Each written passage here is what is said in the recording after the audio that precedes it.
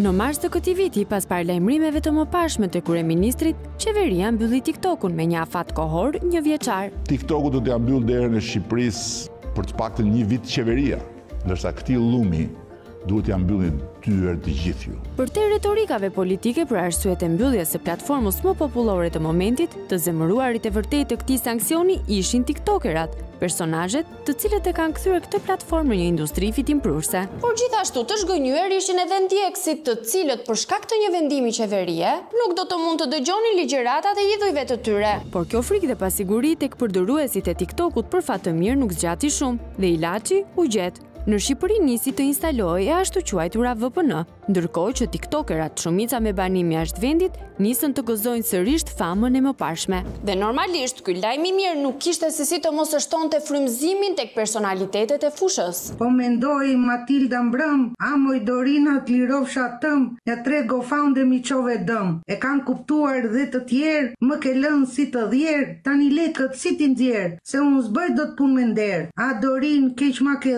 prandaj lëshova ushtarët e mi, me në krye kapo nga Vlora, e ndihmoj shpesh që mos i lodhe dora, kam ushtare dhe ca gra të gjora.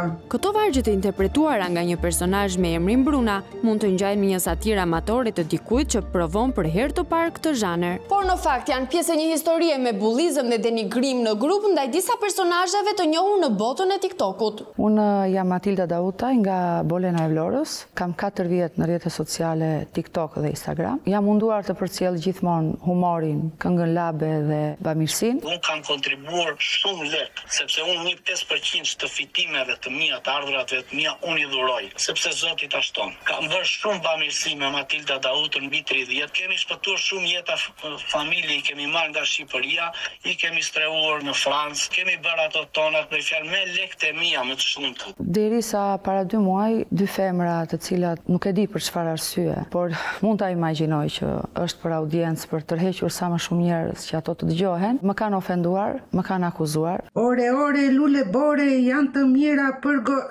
bëjnë sigore, ca belholla, ca kapedane, ca të shtazërnuara veterane që kërcënojnë e vinë vërdall, na ëngshin hiq pa dal. Po ju a them me të mira, ju o gra dhe ju beqira, me Matildën kryetare nuk ju llogarisin fare. Për ata që nuk e njohin, Matilda është një nga personazhet më të njohur të TikTokut, duke shfrytzuar profilin e saj me më shumë se 400.000 ndjekës. Ajo është e jetë aktive me bisedat, humorin, por shpesh edhe me aktet e bamirësisë. Që me sa duket ka shkaktuar xhelozi tek disa prej ndjekësve të saj femra. Unë në rrjetet sociale kam treguar edhe disa pjesë të jetës time, gjithashtu edhe në televizionet shqiptare, një histori të vjetër time që nuk jam as e para as e fundit të kësaj historie, i përket shumë familjeve shqiptare dhe unë u preka edhe te kjo histori, duke më thënë që ke dashur vetë të dalësh rrugëve të Italisë, nuk të ka marrë asnjë, sepse ti je e tilla edhe sot, kështu që ti vazhdon të bësh prostitucion. Ti prostitutu bëre milionere me gjitha të dashnor, unë tani mos bëjmë dhe unë, tani mos fillojmë të gili-vili se duket për xhelozi pastaj. Xhelozi prostitucioni nuk ekziston. Edhe vajzat e tua atë punë bëjnë sepse të tillë nën kanë. Edhe burri jot, bashkëshorti jot e di shumë mirë që ti edhe vajzat e tua jeni një e tillë. U prek bashkëshorti im, një plak, një barbon, një i marr nga shtëpia e pleqve, sepse mua s'më merrte askush, një copë prostitut përveç se atij. Nuk vritet italiani për ty, zemra ime. Përkundra si do t'i bëj një dhuratë atij që të merr tyja, se unë jam e sigurt që ai do të heqë qafesh, po nuk po të heqë do të qafesh se ka bërë një firëm në atë martesë. Ja ka fut vetes fatkeqësisht. Kështu që italiani nuk bën asnjë gjë për ty, as qimen e flokut nuk lëviz ai po të morën tyja. Do ishte kënaqësi për atë. Matilda ka kaluar një kalvar vuajtjesh në shtetin italian, ku siç ka deklaruar vetë shumë e re, ka rënë prej një rrjeti të shfrytëzimit të prostitucionit. Njoja me burrin aktual italian i ka ndryshuar jetën dhe sot është nënë e cila përveç se angazhuar në rritjen e 2 fëmijëve, kërkon të ndihmojë personat në nevojë. Për këtë shkak me sa duket ka lindur dhe denigrimin ndaj Matildës edhe miqve të saj, i iniciuar nga një grup zonjash TikToku.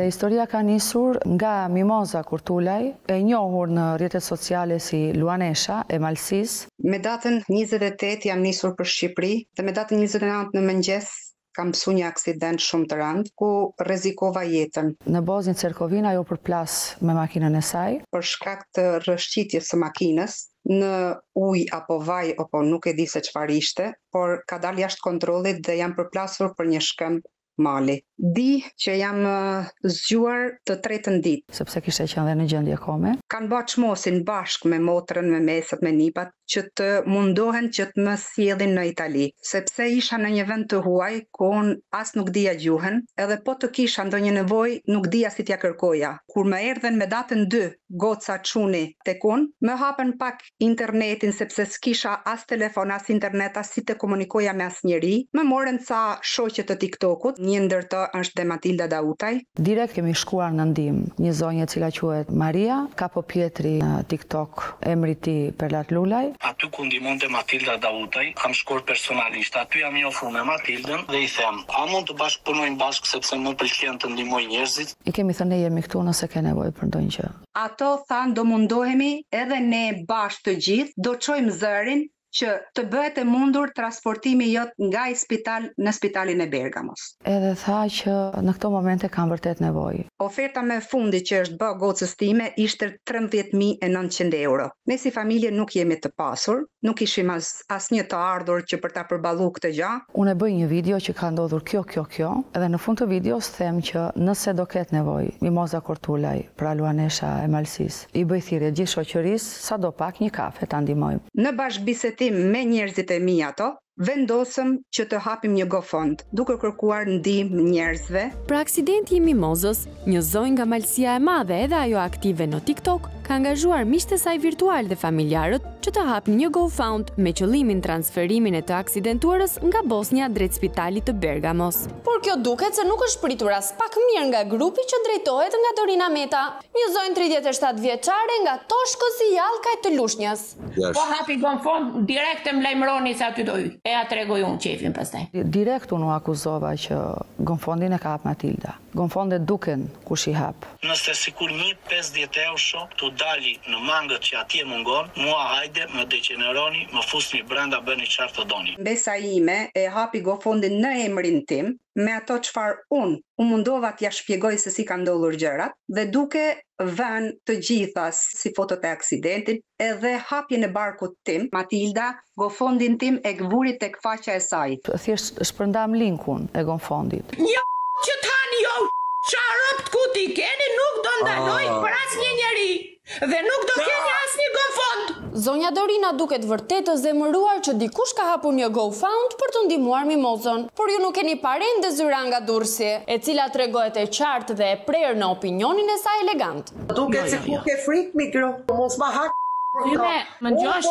Po për mua mos ma hak për këto. Marët veshtjo, marët thuj. Se italiani ja di gjithë pislijet e Matildës që merret Matilda. I burr ka marrë, i burr leken që e shfrytëzon Matildën për prostitucion në TikTok. E tjetër i rahat. Që italian. Dhe në fund, radha e Aurorës nga Shkodra. Duhet miran kry, tonë forcen. Matilda, Maria, tonë, njote. Kja psikologja famshme Bergamos. E ka nevojë për një psikiatër pa të mirë. Ma plehane që unë s'ka bane herë në këtyr tokës, bashkë ma tjetërën. Një denigrim në grup vetëm sepse Mimoza ka kërkuar ndihmë për të shëruar. Në atë moment e mrapan, unë kam qenë person i bulizuar nga shumë njerëz. Ka 4 javë që po luftohem në TikTok në mënyrat më të këqija të mujtuna. Ty të racë dhe ti do marrësh kokën fare njerë, ti fare njerë. Ropt ku ti kesh do ta racë dhe ty kokër leku nuk do marrësh edhe tia. Plak. Nuk mund të kishte emër, një nën, një grua, të flasin në atë mënyrë, sepse në atë do të jemi shembull. Kush të dolet vit maj një tani, një. Për te gjuhës vulgare, deri në neveritje, pyetja është çfarë natësh të fshehura mund të kenë këto gra sa arrin të vënë në lojë një person të aksidentuar. Than është gënjeshtër, nuk është e vërtetë që ka bë aksident. Edhe pse në mes të një live më është dashur të hap plagën. Ku keni parë juve spital që t'jetë pasurun personi me 4 operacione? Po nuk kishte më asnjë gjë, s'kishte asnjë gjë të thyrë s'kishte. Se si djarë pak dhe që ko bë 4 operacione? Po, por barku i kujt ishte, thot aman. E nxori aty live, nxori barkun live. Okej, atëre pas ki pasur të drejtë, juve 4 operacione u bën vetëm barkut. U tallnin me sëmundjen time. me aksidentin tim, me fatkeqësinë time. A nga pandesiti apo nga se ishte, se vetëm barkut 4 operacione në barkut më? Nga mitra, 4 operacione. Të tëra këto vetëm barkut, me fashur lidhem dhe unë. Më bulizuan dhe po më bulizojnë çdo ditë. Më ka thënë edhe që jam psikopate, kam nevojë për psikiatër. Çuditërisht, kjo gjuhët e një grue se po zinte vend tek të tjerë persona që deri atëherë kishin qenë thjesht spektator. Gradualisht po shtohej grupi, por live-et ishin të këtyre, të cilat shkonin dhe gra të tjera. Burleshave malsore, u foja në juve, burleshave malsore. Burrat malsore, me njëri tjetri dhe grafja çabaj. Ja këto gra keni juve. Kancer madhja. Vdek këto zoti mafja. Racem ku ta ket vdek kancer madhja. Do me. Nuk vete kancer madhja të shikoj të shërohet, po vete edhe ngrit njerëzve. Paralelisht me aksidentin e Mimozës që për ta ishte një gënjeshtër, grupi i kryesuar nga Dorina e shtoi dozën e agresivitetit edhe ndaj Matildës, duke akuzuar atë për abuzim me paratë e donatorëve. Hajdute, çfarë janë këto gonfonde që ti hap? Boll vodhe, ke 4 vjet që jeton mbi shpatullat e shqiptarëve. Fillimisht nuk e dha shumë rëndësi, se thash janë glam-glamet e TikTokut. E di sa e pastër jam, e di se çfarë bëj, për atë që bëj. Jam shumë e qetë, njerëzit e dinë, të gjitha familjet që kam ndihmuar dhe i përshëndes zoti u abëf mbar. Din shumë mirë se si kam ndihmuar dhe çfarë kam bërë për ta. Madje shumë herë kemi dhënë edhe nga xhepi jon. Ku janë raste nga 500 euro, 1000 euro, unë nuk ka nevojë fare të vinë aty në TikTok të ngren zërin, sepse u kam paguar vetë rrugën që kanë shkuar në Francë, kemi çuar në Francë, rrugën ushqimet, furgonin, i kam paguar unë nga xhepi personalisht. Pavarësisht akuzave dhe fyerjeve të përditshme nëpër live e TikToku, Matilda vazhdon me thirrje të përndim, duke shpërndar raste të tjera njerëzish në nevojë. Mbas luaneshës, më vjen një rast shumë i rëndë. O jetë o vdekje. Diku tek një 70.000 euro. 10 vjet me tumor. Dhe pse goditesha në ato momente rënd, edhe më i forti shkrihet.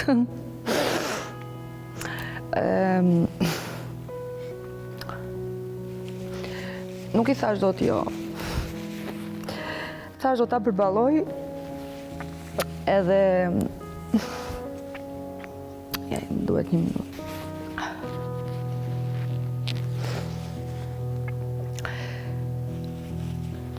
Edhe pse po goditesha fort nga ky grup, ishte pa mundur t'i thoshje jo. Vetëm një pa shpirt mund thoshte jo, ose një që dorëzohet. Duke qenë se jam e pastër edhe i thash po, pas një problem. Shumë në amisia ime më thanë jo, sepse nuk është momenti po goditesh. Pavarësisht këtyre paralajmërimeve, Matilda vendos të angazhohet për të ndihmuar një person të sëmur, madje duke i bërë thirrje edhe disa personazheve të njohur të TikTokut. Unë atë natë kam hapur live-in dhe të parën gjë që kam thënë, i thërrisni audiencat e mëdhaja. I pari që ka ardhur ka qenë Guçi, profesori, Radio Malsia dhe më vonë Alex Visha, edhe që i vuri kapak. Jo më shumë se 2 ditë zgjati ajo histori, Sami Dubai. Edhe u mbyll. Të gjithë këto emra që u përmendën janë tiktokera me disa qindra mijëra ndjekës, të cilët shpesh herë angazhohen në vepra bamirësie. Ishin 70.000 euro të cilit duheshin për Alfredi, një djalë nga Kruja, vetëm 25 vjeç.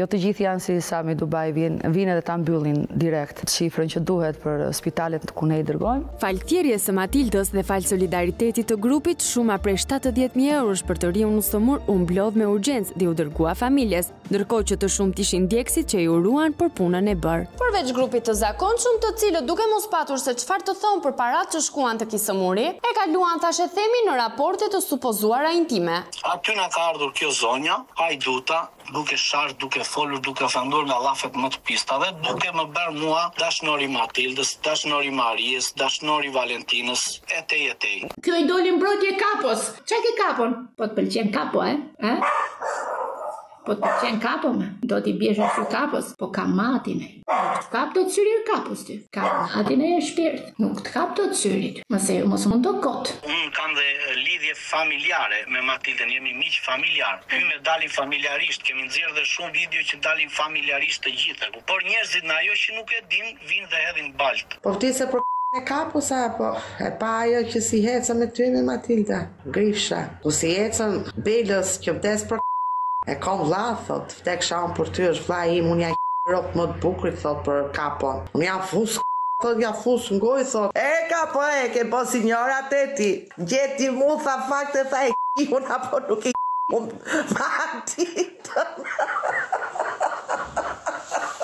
Këto fyerje dhe denigrime të mbushura me banalitet nisin të bëhen kronike, derisa kthehen në përndjekje si për Matildën, ashtu edhe për miqtë e saj virtual. Unë hap live-in, kjo nga lusnja se ka Dorina, është aty duke na përgjuar nat për nat, duke na sharë, du na ka ofenduar përsi për live-it. Si i thon shqip na prezekuton, si i bie, na ndjek vëlla. Është një përndjekse dhe miq i përndjek për shan dhe nuk ka ore sekond dashnor këtë, dashnor atë, dashnor këtë, dashnor atë. Me kë ishte në Shqipëri? Kush ishte shoqëruesi jot Matilda Dauti? Pse nuk na the që kapoja ishte me ty, prandaj nuk hynte asnjëherë live? Pse nuk na the? Pse s'ka shku me një mu me ta marrë kështu për pjaçerat e kapon ta atë unë? Amin, shkof tora njofë, se po ta kem të ngërmat sti dhe unë karkalecin mi.